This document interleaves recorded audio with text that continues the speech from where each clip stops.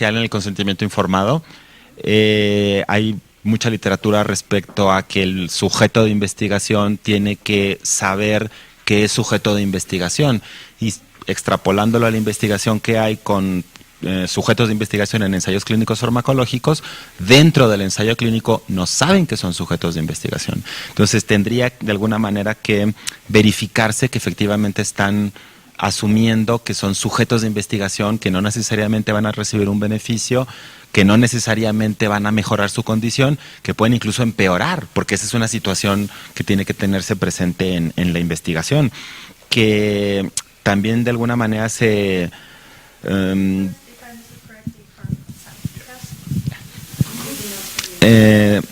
que la regulación que existe, porque hay algún tipo de regulación, mejorara y pudiera de algún modo exigir que las terapias que vienen entrecomilladas se promocionaran como tratamiento experimental, para que estuviese claro que no era un tratamiento probado y que tampoco era una mera ocurrencia de la persona que está proveyendo el tratamiento, y que eso por regulación, y la supervisión de esa regulación, pues para que verdaderamente se esté cumpliendo con lo que anuncian que están haciendo, teniendo el problema, era uno de los últimos comentarios, las limitaciones en cuanto a personal capacitado desde el punto de vista científico-técnico para poder verificar que aquello realmente es tal.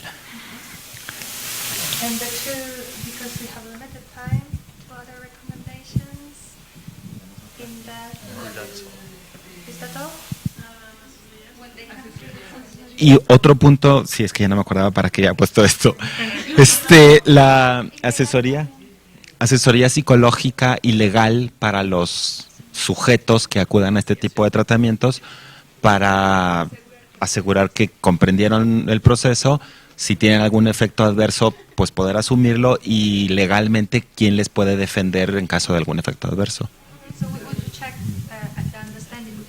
Example. Yes. Okay. Okay. So, yeah, los paso. Okay.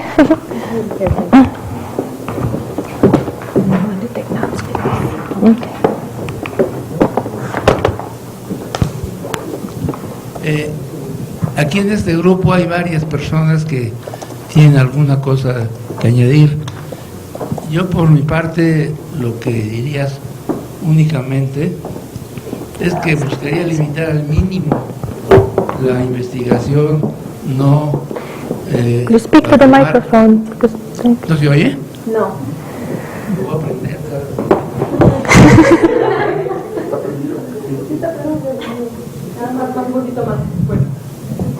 ¿Ahí se oye?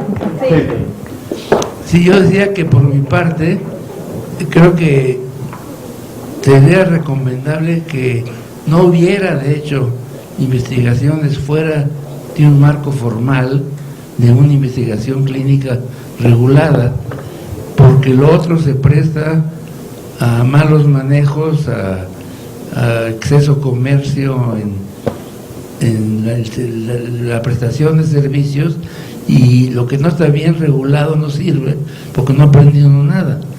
El objeto es aprender para generalizar. Si no aprendieron nada, ¿para qué lo hacen? Para ganar dinero, pues que busquen otra forma de vida. Y lo demás, mis compañeros tienen algunas observaciones. Pues como quieran, bueno. Bueno, yo lo que decía era que se trataba de buscar, evitar que sea con fines económicos. O sea, que tratar de buscar con el consentimiento informado y con fines que no sean económicos, sino para la investigación y con buenos fines para los pacientes, con beneficio. Y también en el consentimiento informado, que se les diga que pues es experimental y que no es un tratamiento nada más. Antes de pasar la voz. Okay, we have only time for your last comment recommendation, so choose. Después de analizar estas me gustaría que no fueran recomendaciones, sino que fueran ya disposiciones jurídicas a nivel internacional, porque por ejemplo aquí dice que los resultados que fueran negativos, que se publicaran.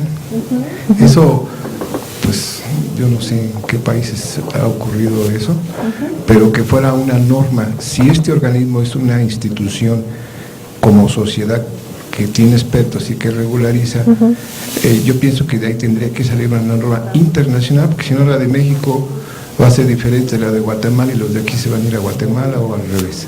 Entonces, a nivel de consenso, están muy bien hechas las recomendaciones, pero que fuera ya como la base para crear jurídicamente cómo tiene que establecerse el estudio, la aplicación y el seguimiento.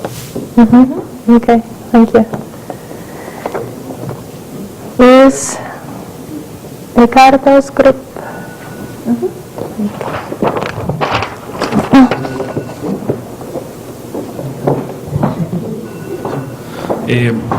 Pues nosotros, pensando un poco en el caso concreto de nuestro país, donde estas clínicas subrepticias operan principalmente en provincia, pensamos que sería adecuado generar algún portal de denuncia o algún departamento donde la gente que haya sido víctima de estos tratamientos falaces puedan explicitar su experiencia y al menos que ya no sean tan invisibles para el resto de la gente y que la COFEPRIS pueda, no sé, aprender algo de ahí. Y también pensábamos en generar un poco cultura crítica en la sociedad, al menos difundir el concepto de una célula troncal y los alcances verdaderos que tiene la ciencia, la medicina regenerativa en estos años y no promesas y castillos de aire. Thank you.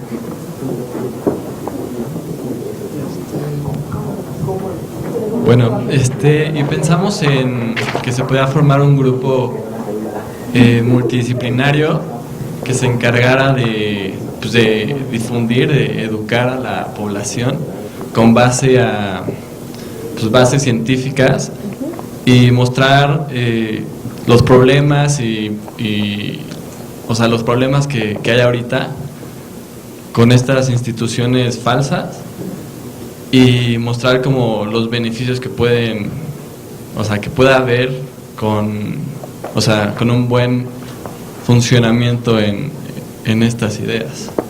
Okay, thank you. One question to you. Who do you think should be responsible for this dissemination of scientific knowledge? Pues lo que pensamos sería como un grupo que se encargue de esto. Como científico, abogado. Okay. Okay, thank you very much. Yeah. Could you deal with, because I think with my accents, with my English and over the wires. Bueno, de lo que alcanzamos nosotros a intercambiar de comentarios, primero un punto muy importante es básicamente la cuestión de la educación de la población y pues también del profesionalismo de los médicos, de las personas que estén ofreciendo estos servicios en principio, ¿no? Y bueno, la educación de la población se puede dar por diferentes medios y no quisiera comentar lo de los problemas en los libros de texto gratuitos, pero la SEP empieza con la Secretaría de Educación Pública y bueno, hay diferentes instancias, incluso ya en el gobierno, que tienen también esa encomienda. Con respecto a lo de publicidad, y voy a tocar aquí algunos de los puntos que se comentaron, hay un reglamento de la Ley General de Salud en materia de publicidad que ya establece una disposición de que no está permitido hacer publicidad de terapias no comprobadas científicamente. Aquí hablaban de la posibilidad de puntos de denuncia. COFEPRIS tiene en su página web un icono de denuncia. Sin embargo, sí es complejo, es un procedimiento jurídico muy complejo el que tiene que seguir la COFEPRIS para hacer ese seguimiento. Tiene que levantar un informe que implica desde tener los datos concretos de quién hace esa publicidad, a qué hora, en qué lugar, y obviamente estos publicistas o estos medios pues evaden estas condiciones y hay impedimentos jurídicos. La verdad es que a veces no es tan fácil, digo, para todos decimos pues que COFEPRIS vigile, que haga, que esto, le falta gente, sí, cierto, no hay ninguna autoridad sanitaria en el mundo capaz de vigilar todo. Y aquí es imposible que la COFEPRIS cuente con el personal para estar checando cada instituto, cada clínica, cada pseudoclínica, etcétera, para poder hacer esto. Necesitaría un ejército para poderlo hacer, ¿no? Hay también disposiciones en el reglamento de la Ley General de Salud en materia de investigación. También ya hay disposiciones, también ya está el consentimiento informado, que requiere fortalecerse indudablemente, pero yo creo que bases existen. Lo que se recomendaría sería que la academia pudiera en todo caso revisar ese reglamento, hacer propuestas de enmienda que mejoren ese reglamento, que lo fortalezcan y quizás incluso propuestas de cómo COFEPRIS tendría que ampliar la vigilancia, de qué forma podría fortalecerse con la sociedad esa vigilancia.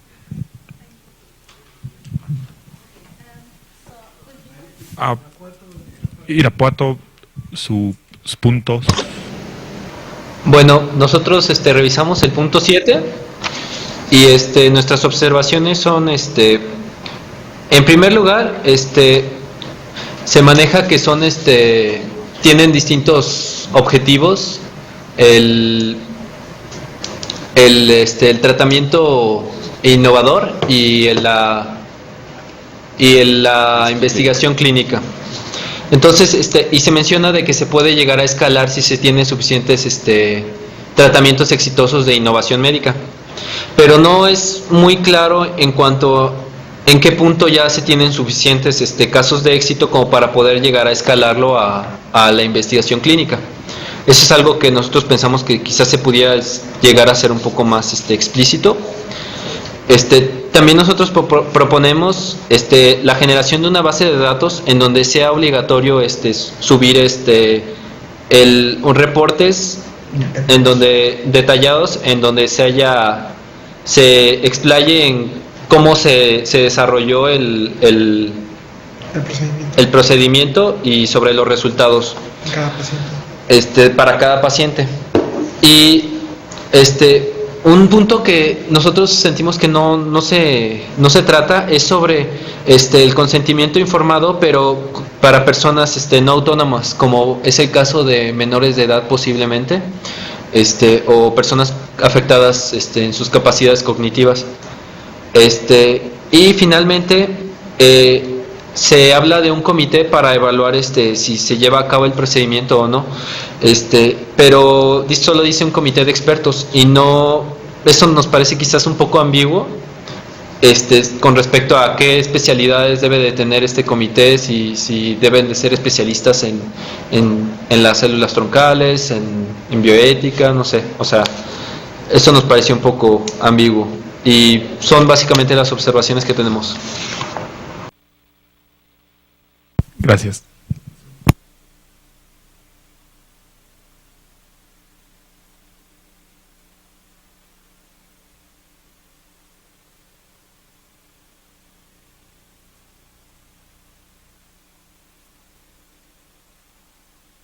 And some of the things you were talking about require probably lawyers to get involved and to work with the government and to apply the currently existing law. Some of the ideas can be, so like popularization of science can be done by you students who are here. Yes, you know more now than the general public. So everyone at every level of expertise has its place to be involved, to make sure that the science happens well, that the patients benefit, and that good uses are maximized and bad uses minimized. We don't have more time for general discussion, but thank you very much for your participation. I thought this is a good starting point for thinking about what kind of things can change in the current not ideal situation. And I will, finish and pass to Ricardo and Ahora seguimos con la exposición del doctor. No, I'm presenting. Al final no se trata de venir con respuestas o de que todos asumamos respuestas. Al final se está tomando una relatoría que luego puede ser compartida con ustedes para que se tenga como beneficio de todo lo que cada uno de ustedes ha propuesto, ¿sí? Y que se comparta, como dice Aña, este informe, ¿sí? Que uno a lo mejor nosotros el otro también lo tenga en cuenta, y es responsabilidad de nosotros llevar más adelante esta información a más personas.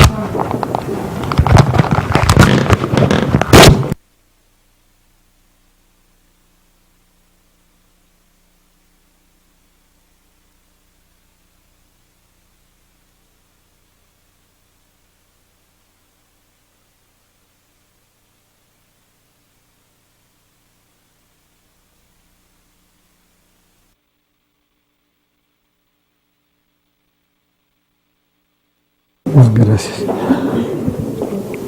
Mientras aparece la diapositiva, yo quería hacer un comentario respecto a este último ejercicio. Por ahí surgió la pregunta, ¿quién puede dar la información y pedir a la COFEPRIS o a quien sea que vigile y que tome medidas en ese sentido? Entonces yo recordé que hay varios comités, hay varias asociaciones, pues la de ustedes de células troncales, sector. Yo creo que el grupo de ustedes sobre células troncales, pues es una excelente institución académica que puede quizá revisar todo esto y concretar recomendaciones, y pues buscaremos los caminos adecuados para que esto llegue a la COFEPRIS y a la Secretaría de Salud para esto, y a la ¿cómo se llama? Daniel ya no está aquí, al Consejo, ¿cómo se llama? De Salubridad, ¿no? El Consejo de Salubridad. Entonces aquí tenemos de hecho el contacto a través tuyo para poder llegar ahí y a la COFEPRIS. Por otro lado, la Academia Mexicana de Ciencias hace años generó un comité, se llamaba justamente de clonación y células troncales, donde estuvimos trabajando Rubén Lisker y yo con otros investigadores. Pues podríamos sugerir, Rubén, a la academia que se vuelva a formar este comité y en contacto con el grupo de ustedes células troncales. Y el otro foro, Rubén, pues es la Academia Nacional de Medicina, en donde también podemos hablar ahí con la mesa directiva de sería una función, es una función de la Academia Nacional de Medicina esto. Entonces, nosotros somos miembros de esa academia también, podríamos generar ahí algún simposio y algo para que se juntaran las recomendaciones, en contacto con el grupo de ustedes de células troncales, para poder avanzar en este sentido, ¿verdad? Yo creo que tenemos los medios.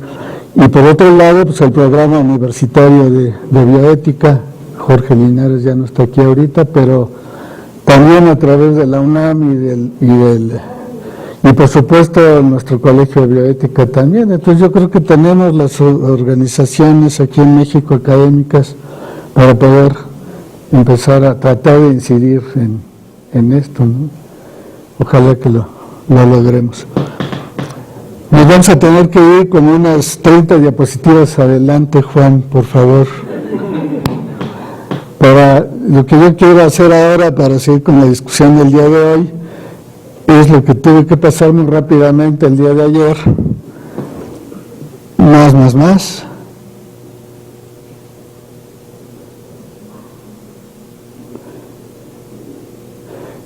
Vemos aquí lo del Alzheimer, más adelante.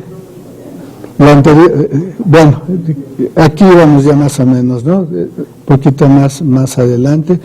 Todo esto además ya lo platicó el doctor Lisker ayer, Rubén, y Luis Covarrubias también ayer lo revisamos. Entonces, muy rápidamente voy a pasar, no, vete ahora para atrás un poco, por favor.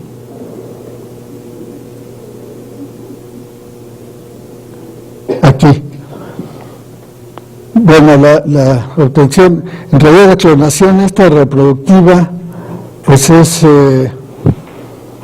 ya lo explicó Rubén ayer, tomar nuclear un óvulo, inyectar el material genético de la célula donadora adulta, y claro, esto entonces lleva hasta la creación del blastocisto. Esto es lo que se implanta en el útero de una hembra preparada hormonalmente, y de aquí así surgió la famosa oveja Dolly, que fue, como explicó ayer Rubén, fue el inicio de toda esa discusión de células troncales.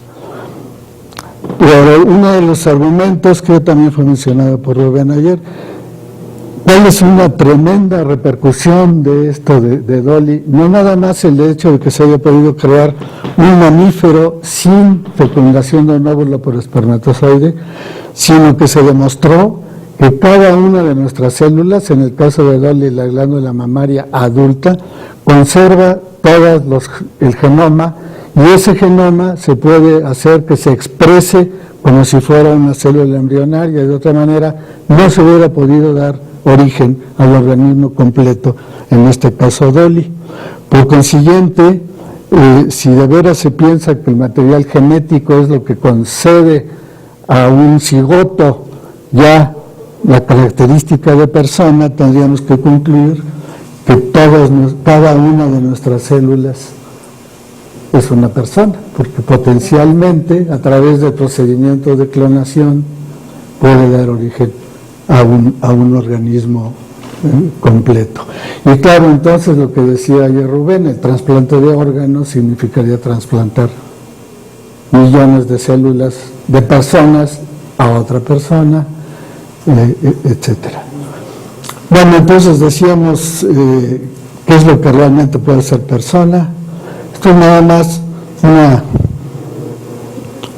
comprobación muy simple de la evolución, como los embriones en distintas etapas del desarrollo embrionario, cada una de estas columnas son especies diferentes: el hombre, el puerco, el perro, etcétera, el pollo. Como a estas primeras etapas, las líneas superiores a la misma escala. Es una fotografía, fíjense de qué año, 1874, desde entonces ya se veía de que la ontogenia pues realmente es idéntica. Esto es un poco lo mismo, pez, pollo, son fotografías reales, como realmente las primeras etapas del desarrollo embrionario, pues no hay mucha diferencia morfológica entre distintas especies tan diferentes como desde un pez hasta un humano. Esto lo pasé yo muy rápidamente el otro día. Estas fotografías de embrión de ratón real, equivalente a los 22 días en el humano, 23 días en el humano. Apenas se acaba de formar, ya se formó el surco dorsal, el cual es el origen de una serie de estructuras. A las 9 semanas en el humano apenas se está formando los hemisferios cerebrales, estás en el ratón otra vez, y empieza a haber una serie de migraciones celulares, pero a esta etapa del humano, en el ratón, esta es la fotografía real, este sería un corte a este nivel y se vería así. En el humano la equivalencia 8 semanas, 9 semanas, esto lo pasé ayer muy rápidamente. Ven ustedes que no hay prácticamente diferencias entre el ratón a etapas equivalentes del desarrollo. Entonces, decía yo ayer, ¿cómo es posible que se considere que ya se es persona cuando la corteza cerebral está a este nivel, pues como dicen los conservadores y los religiosos que insisten en este punto, pues cómo se puede pensar que el óvulo, que el cigoto o el blastocisto sean ya personas, ¿no? Decíamos hasta las semanas 12-13 todavía no hay corteza cerebral, ni siquiera están las conexiones, todas las sensaciones tienen que llegar a partir de lo que les explicaba yo ayer por los nervios sensoriales, las neuronas receptoras sensoriales, pero todos tienen relevos en el interior del cerebro, en el tálamo, y del tálamo llegan las conexiones neuronales hasta la corteza cerebral. Mientras esto no se desarrolle, pues no hay la menor posibilidad de que el feto sienta absolutamente nada. Porque el otro argumento que se usa mucho es que ya se siente dolor desde estas épocas, y se usa mucho el argumento también contra el aborto. En las primeras semanas pues se dice, no, pues se les está causando dolor. Pues ¿cuál dolor? No puede haber dolor si no están las conexiones y las sensaciones de la posibilidad de sentir dolor todavía. Estas conexiones se establecen hasta las semanas 23 a 27 de la gestación. Y lo que decíamos también ayer, la respuesta eléctrica de la corteza no se alcanza sino hasta la semana 26, 29 y 30. Bueno, esto ya lo mencioné también ayer. Y lo mencionó también Rubén. Cuando el electro cortical es plano, es cuando se muere la persona, pues hasta que esto no aparezca, entonces tampoco debería considerarse persona.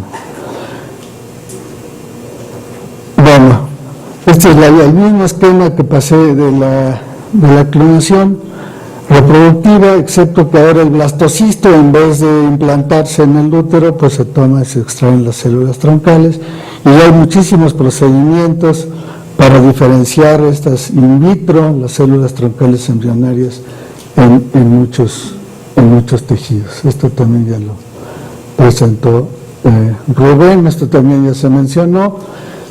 Si en la fertilización in vitro quedan muchos cigotos sobrantes que se congelan y son viables por muchos años y que eventualmente se destruyen, también lo mencionó ayer Ingrid, pues en la reproducción sexual habitual normal se pierde un altísimo porcentaje, por consiguiente, pues habría que concluir que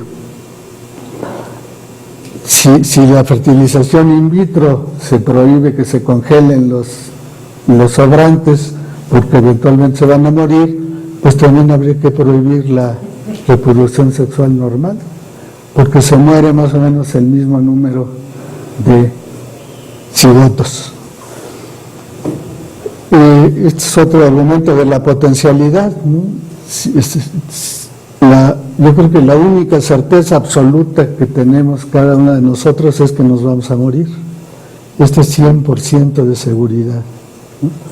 Sin embargo, nadie dice que ya somos cadáveres, a pesar de que tenemos posibilidades 100%, ¿no? Bueno, esto también ya lo pasó ayer Luis. El por qué no hay individualidad, puesto que si se pasan células troncales a un blastocisto, en este caso de otra cepa de ratón de otro color, esto se incorpora perfectamente, entonces tampoco hay individualidad, que es el otro argumento para decir que hay persona en un blastocisto, porque está el genoma humano completo y es individual, único. Pues no es cierto, porque este tipo de experimentos demuestra que se pueden incorporar. Bueno, todo esto ya lo vimos. ¿Cuál sería la ventaja de esta clonación terapéutica o transferencia nuclear? Que si el donador es el propio enfermo, entonces no va a haber rechazo inmunológico, porque el propio enfermo es el donador del genoma para esta clonación llamada terapéutica. No puede haber rechazo inmunológico, puesto que los genes del donador son los mismos del receptor de las células troncales ya diferenciadas para tratar de curar la enfermedad. Esto también lo pasamos ya el otro día rápidamente.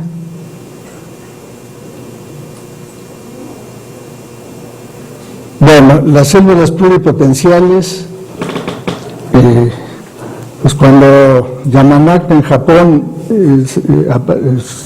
descubrió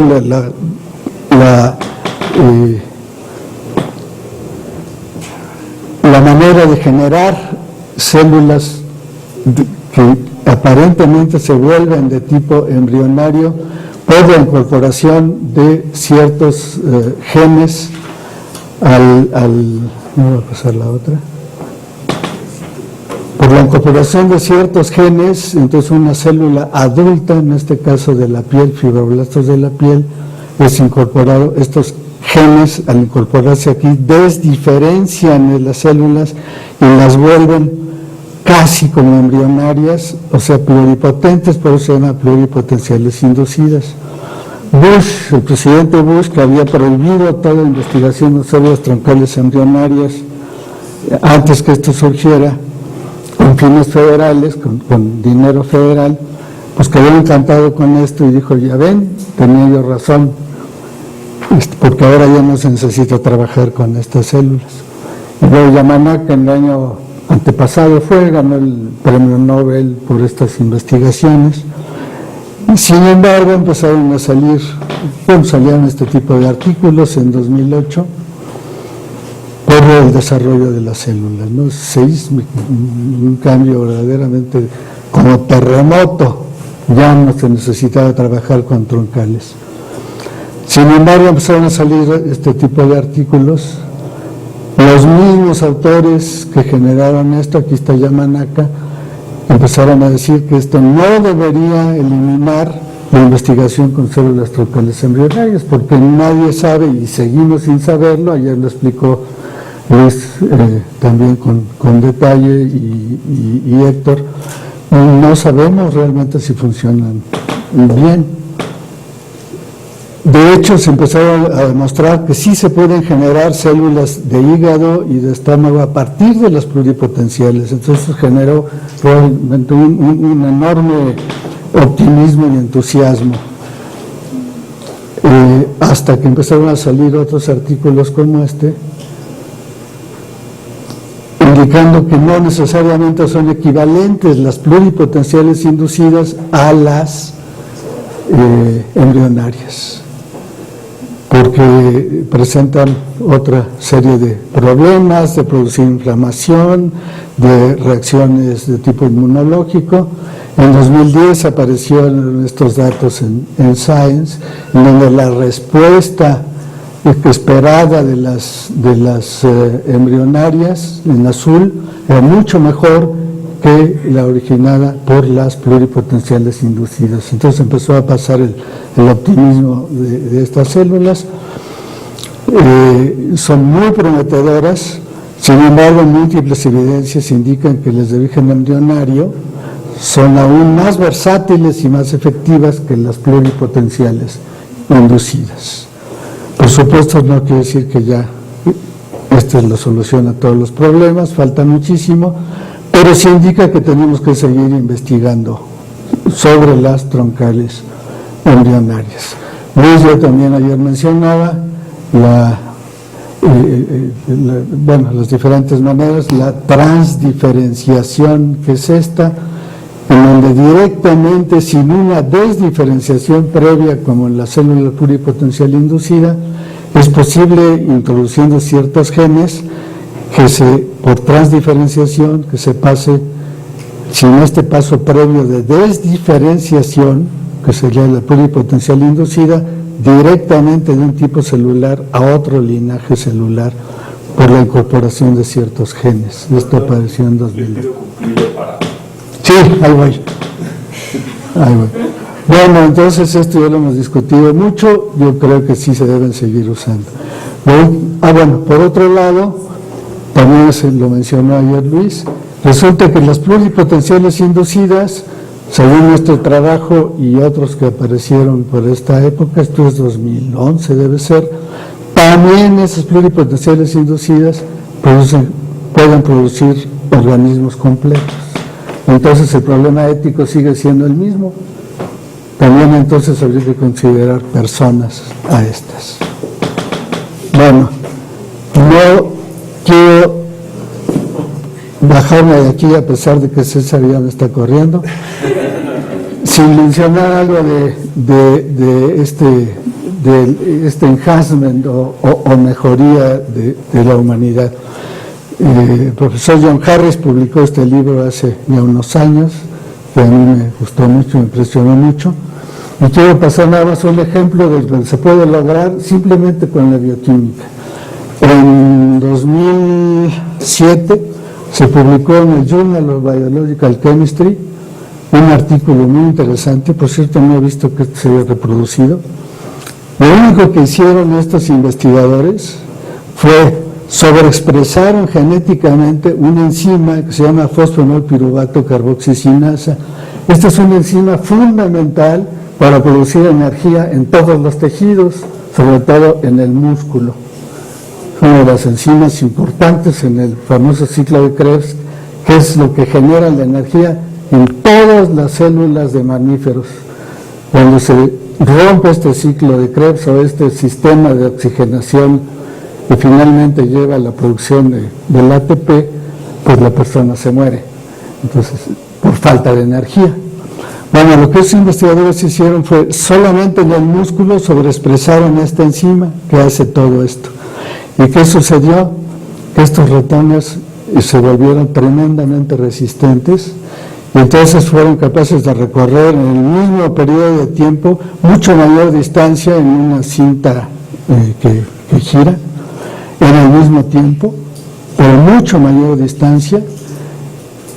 Aquí están los que tenían esta sobreexpresión de la enzima, ven ustedes 20 veces más tiempo para que se podían ir corriendo.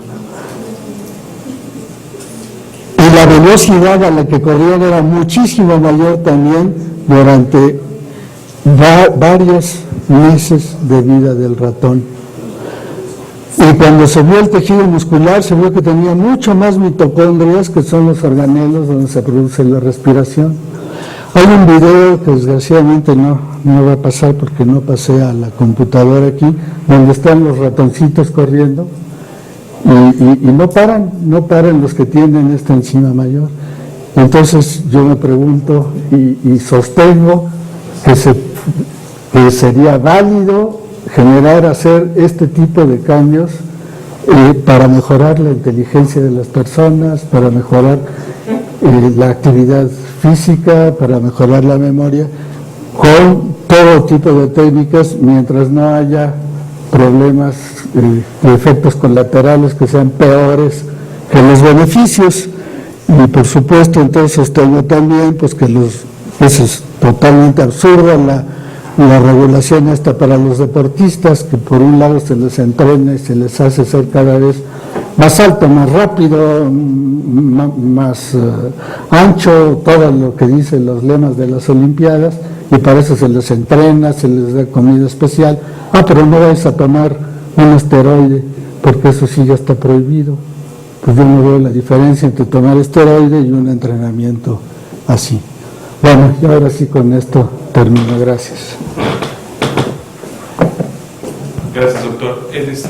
Lo que vamos a hacer, vamos un poquito atrasados de tiempo, es que ahora presenta el doctor Luis Covarrubias y dejamos las preguntas y comentarios para antes del café o del siguiente break.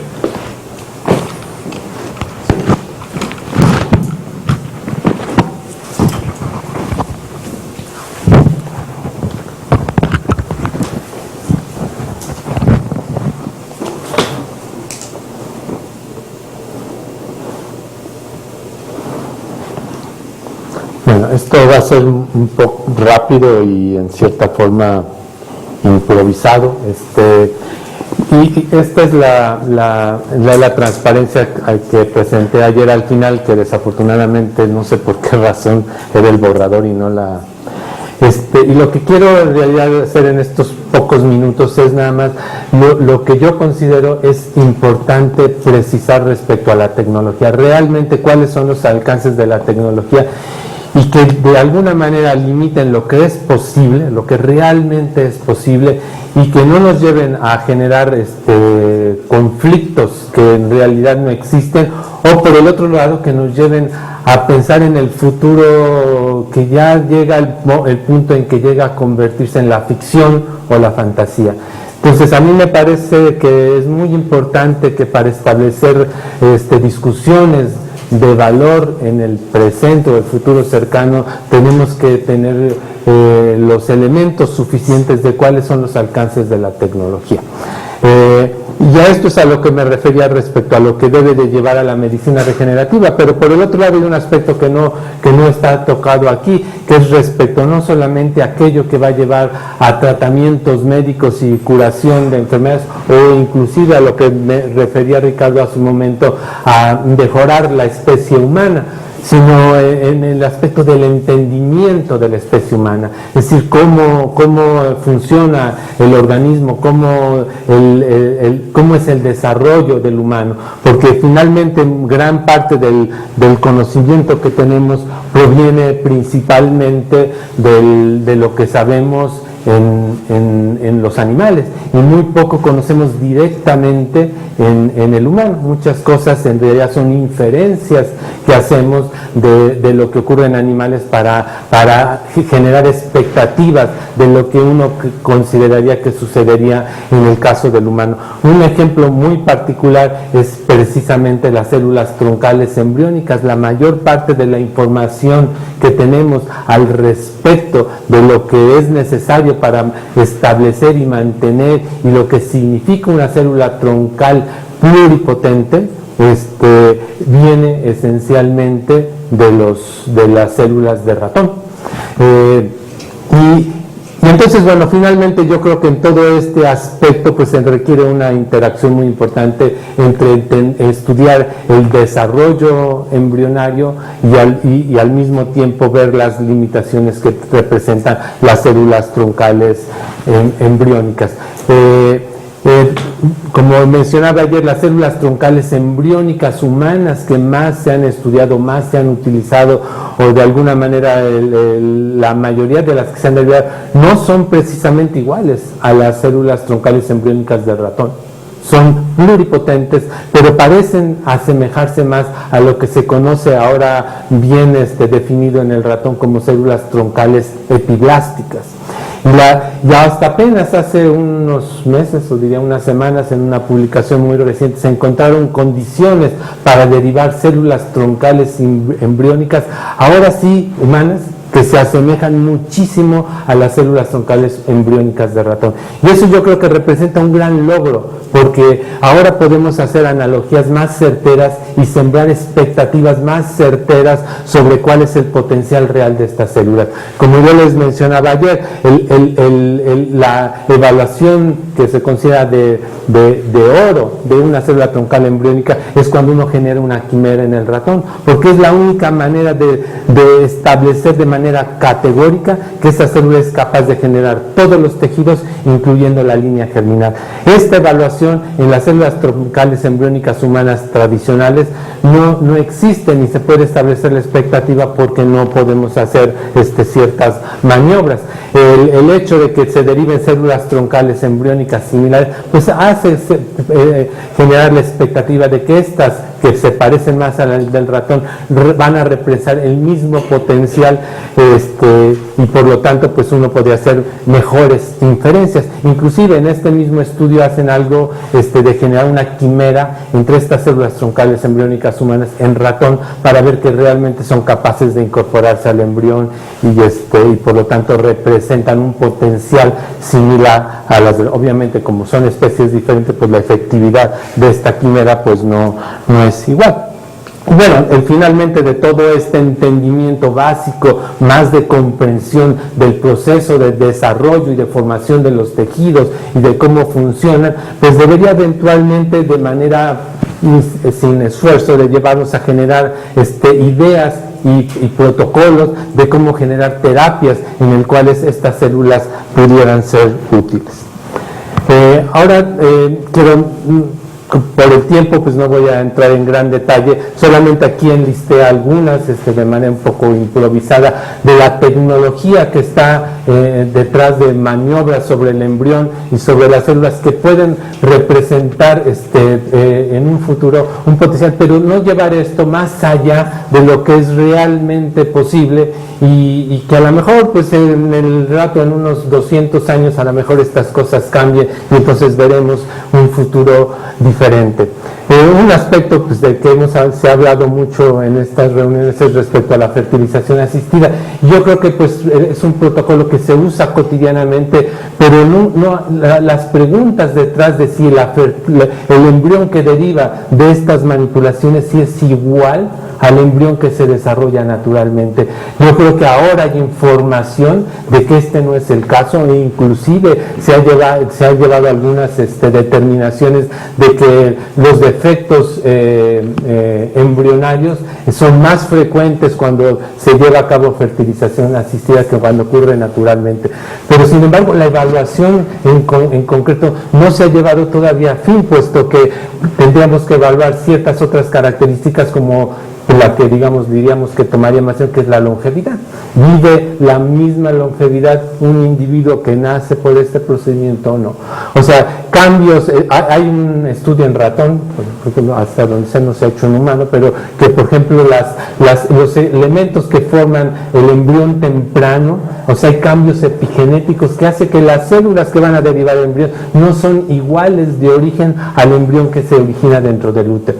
O sea, la expresión de, por ejemplo, genes fundamentales para la pluripotencia, como es OT4, aparece más caótica en un embrión que deriva por fertilización asistida que deriva de un embrión que se desarrolló en el útero. Entonces hay ciertas cuestiones que digamos debieran de estar llevarnos más allá a mejorar el proceso de fertilización asistida de tal manera que la garantía de que un embrión que proviene de este proceso es equivalente igual que un embrión que proviene del desarrollo natural. Entonces bueno, yo entiendo aquí hay muchas cuestiones éticas, muchas cuestiones que son problemáticas en sí, porque finalmente este procedimiento es un procedimiento que resuelve un problema que existe en nuestra sociedad, pero creo que también por el otro lado pues no habría que abusar, ¿no? O sea, creo que todo esto debería de utilizarse bajo los criterios cuando es necesario y no porque es un medio más fácil, digamos, de resolver un problema de la sociedad. Otra parte de la tecnología es la producción de transgénicos. Por supuesto, la derivación de animales transgénicos, y en particular ratones transgénicos, que es lo que más se ha elaborado, es una tecnología perfectamente establecida, muy bien diferente, inclusive actualmente existen diferentes medios para producir animales transgénicos, pero estos, en gran medida, varios de estos métodos podrían aplicarse a seres humanos, y sin embargo, el tema de discusión sobre las implicaciones éticas y morales, inclusive detrás de la generación de un humano transgénico, se discuten muy poco. Inclusive lo que mencionaba hace un rato Ricardo, se vuelve crítico en esto, porque en realidad hay información muy bien establecida de que la mejoría, no solamente en el endurance, en la resistencia a correr, sino por ejemplo desarrollar mejores músculos o mejores capacidades intelectuales, está demostrada mediante la sobreexpresión de algunos genes en animales transgénicos, que casi uno podría pensar que las implicaciones serían muy similares en el humano. La transferencia nuclear es otro aspecto. Yo aquí quizás me gustaría nomás hacer notar pues que un individuo clonado, la mitocondria es un aspecto, la mitocondria proviene solo de la madre, y por lo tanto de entrada un individuo que fue clonado de esta forma no es igual al original, puesto que por lo menos la mitocondria es distinta. El otro aspecto nuevamente es aspectos epigenéticos que hacen que la derivación de un embrión de esta naturaleza no es igual. Pero bueno, para llevar esto al punto final, es que la clonación y que terapéutica en realidad no tendríamos por qué considerarla como terapéutica, porque su factibilidad es poco probable, dada la ineficiencia con la que es el procedimiento de transferencia nuclear. Los requerimientos que se requieren para esto son hacen complicado el proceso, de tal forma que no resuelve esto, sobre todo considerando actualmente que hay otra manera de derivar células troncales pluripotentes. Cierto, las células troncales pluripotentes embriónicas que derivan del embrión natural no son iguales a las que derivadas ya sea por reprogramación o inclusive por transferencia nuclear. Sin embargo, lo que sí es que son pluripotentes y por lo tanto tienen la capacidad de derivar tipos celulares que podrían ser útiles para tratar algunas enfermedades. Entonces, estas consideraciones deben de tomarse en cuenta y pues un poco, yo diría, tratar de hacer a un lado esta cuestión de la transferencia nuclear terapéutica, porque el que esto se vaya a usar como una terapia es poco factible. En otro aspecto, y que pues también se refirió aquí por César respecto a la formación de híbridos, yo creo que aquí, y al igual que mucho de lo que he mencionado acá arriba, es fundamental el saber el para qué, porque la tecnología tiene sus límites y no lo da para cualquier maniobra y que se pueda hacer. Sí quisiera apuntar, como mencioné muy rápido la otra vez, es que lo que se refiere como mosaicos por lo menos en la literatura científica, es principalmente asociada a la diferencia genética, más que exactamente a la mezcla de dos células que tienen diferente origen. Esto es importante pues, en una discusión donde se tienen que ver aspectos de las aplicaciones, porque en este caso no estamos hablando de dos individuos diferentes, mientras que en la quimera sí se habla de la mezcla de células que provienen ya sea de dos individuos distintos o, como se refirió anteriormente, de dos especies diferentes. Bueno, antes de pasar a los trasplantes, quisiera nomás referirme a esto respecto a las aplicaciones que tiene esto. O sea, tal vez el para qué se vuelve muy importante, pero yo creo que la discusión en el contexto científico en sí, de entender nuevamente el desarrollo del humano, las quimeras pueden ser una herramienta fundamental, puesto que teniendo células troncales embriónicas humanas pluripotentes, hacer una quimera, por ejemplo, vamos a decir con el ratón, o podría ser con un organismo más, podría ayudar a entender el desarrollo sin la necesidad de usar un embrión humano. Entonces, la discusión debe estar si es con el fin de entender el desarrollo del humano, si es o no es, o cuáles son las consideraciones que uno debe de tener para generar una quimera que tiene fines exclusivamente científicos y no generar un individuo quimérico que pues obviamente tiene muchas complicaciones y muchos peros que habría que poner detrás de eso. Por el otro lado, la transplantación, pues, los trasplantes también tienen un fin, puede tener un fin terapéutico cuando uno los aplica en un organismo adulto, pero un trasplante en un embrión tendría otras características que podrían ser más con fines científicos que con fines de generar individuos mejorados o generar animales que tengan algunas alteraciones particulares.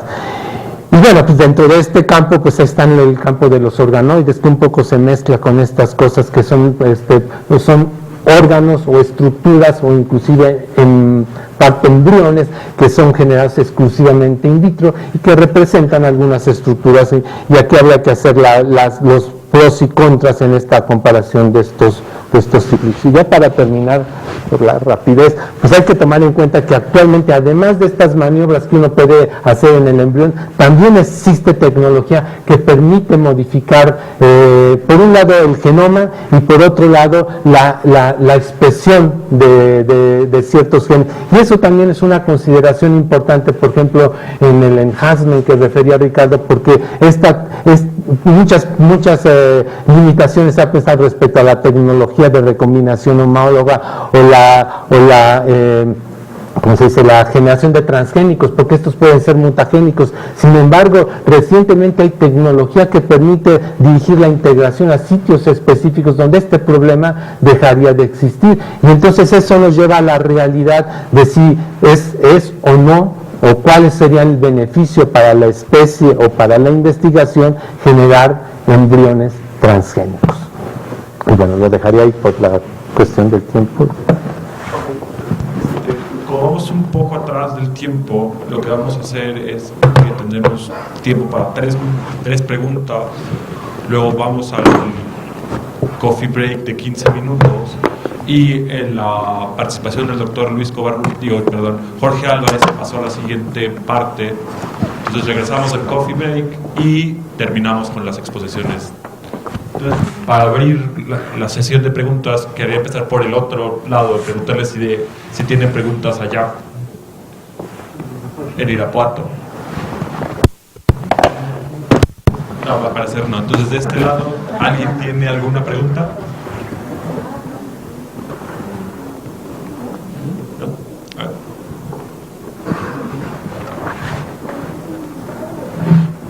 Bueno, más que aquí es el momento, en principio, para decir un poquito más, la intención es de que ahora sí haya un diálogo con nuestros presentadores de esta tarde y un seguimiento de sus presentaciones previas, si no tuvimos el tiempo de discutir a mayor profundidad lo que ya nos han venido presentando. Yo con Luis, muchas gracias por tu presentación, doctor. Siempre sigo aprendiendo y creo que es importante tener en cuenta todas estas, las especificidades, ¿no?, de la ciencia de las células troncales. Y me llamó mucho la atención que muchas veces no se habla de los riesgos. Y en esta ocasión has incluido los riesgos de cada una de la parte experimental, de las modalidades, ¿no? Y me gustaría, y eso es muy importante para mí como abogada, en cuestión de tener una reglamentación o no. Siempre las normas pues no miden riesgos que la ciencia misma tiene. Entonces a mí me gustaría saber cuál es tu opinión respecto de, igual otra vez me lo llevo a mi terreno de la regulación, ¿no? ¿Cómo a ti te gustaría que este marco normativo y ético tomara en consideración los riesgos que la misma ciencia pone? Bueno, yo mencionaría dos aspectos. Uno es que, por ejemplo, se ha hablado en varias de estas pláticas respecto a la derivación de células troncales embriónicas y el beneficio que esto tiene para la ciencia. Yo creo que efectivamente, como refería ahorita, tener células troncales embriónicas provenientes del embrión es la única herramienta para comprender, una de las herramientas, pues no la única, pero una de las herramientas para comprender el desarrollo del ser humano. Sin embargo, tampoco debe de ponerse la implicación de que este es el beneficio terapéutico, porque el beneficio, o sea, las células, o inclusive la misma clonación o todos estos asuntos, son células que no son las compatibles, y el asunto con la cuestión terapéutica es que la idea de la clonación terapéutica de origen y ahora de las IPS es que éstas sean compatibles con el paciente, tal manera que tengan el genoma del entonces, la derivación de células troncales del embrión, yo creo que hay que tomarla en el contexto exclusivamente científico, porque su aplicación terapéutica yo creo que va en desaparición, sino que ya creo que estamos convencidos de que ese no va a ser el medio. La derivación de IPS, en realidad la cuestión es un poco diferente. Yo creo que hay suficientes elementos ahorita para considerar que de ellas podría surgir un ser humano, lo cual es diferente, no derivar del ser humano, sino generar un ser humano a partir de una célula que fue reprogramada in vitro. No es que exista ahora, ¿no?, pero sí creo que es algo que no se ve dificultades de la biología de la célula que vaya a impedir eso. Entonces la preocupación no debería estar en la regulación de cómo derivar del embrión células troncales embriónicas, sino más bien la preocupación, yo la pondré ahorita, de si realmente la posibilidad de clonar vía generación de IPS. Es algo que no se tocó aquí y que se ha discutido muy poco, pero que yo creo que también eso está, digamos, a la vista, y que cuando está a la vista, como igual que los transgénicos, está ahí, y no, sin embargo no se discute en estos ámbitos, y esas cosas, no sé, a veces me generan curiosidad, ¿no? ¿Por qué? ¿Por qué es así?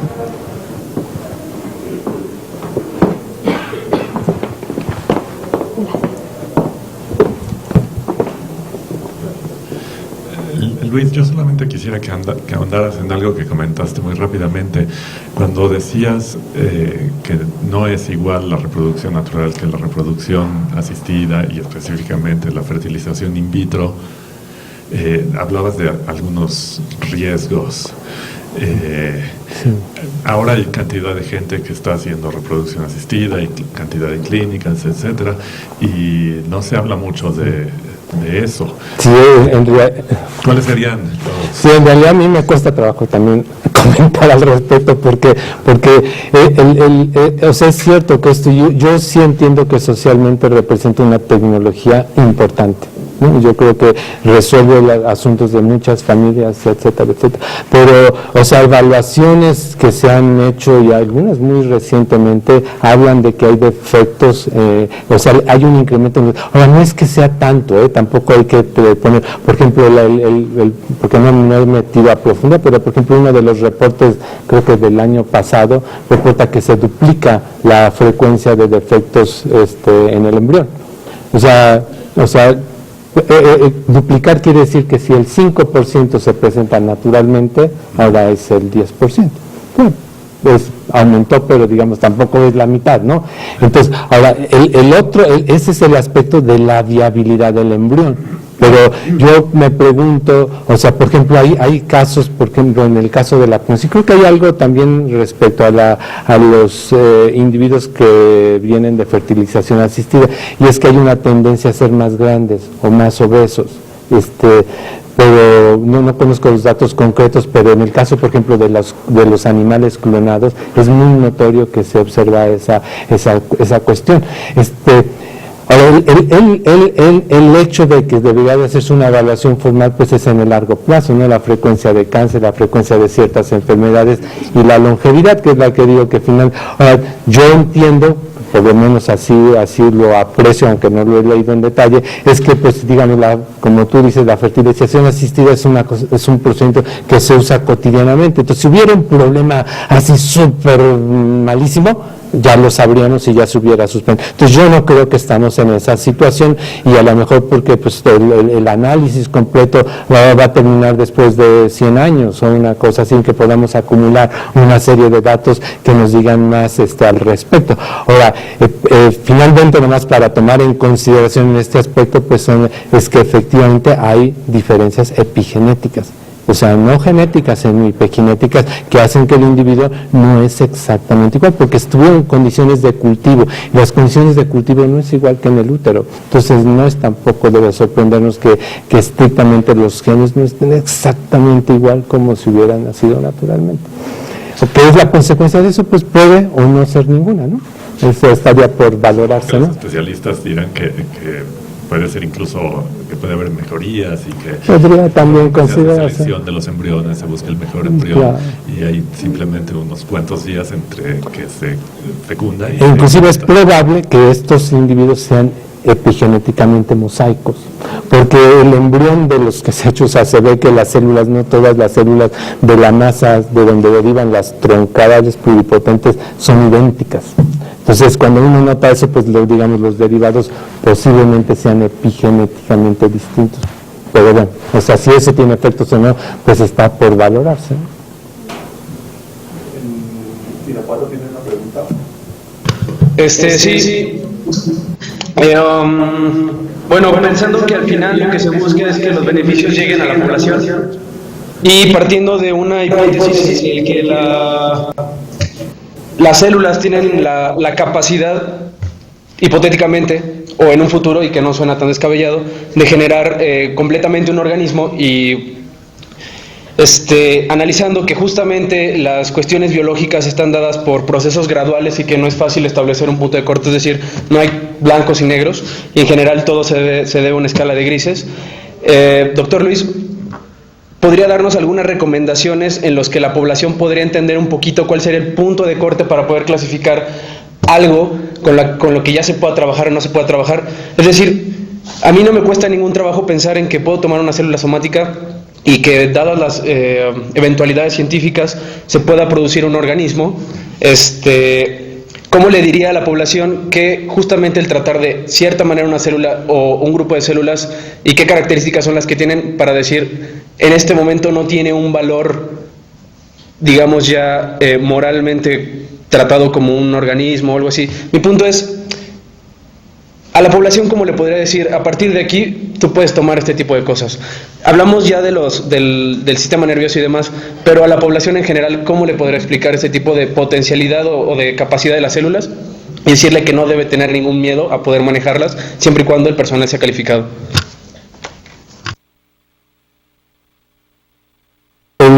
La manera en que ha avanzado la ciencia hace considerar que por lo menos las IPS, los pluripotentes generadas por reprogramación, donde no hay integración del genoma que lleva a los genes reprogramadores, creo que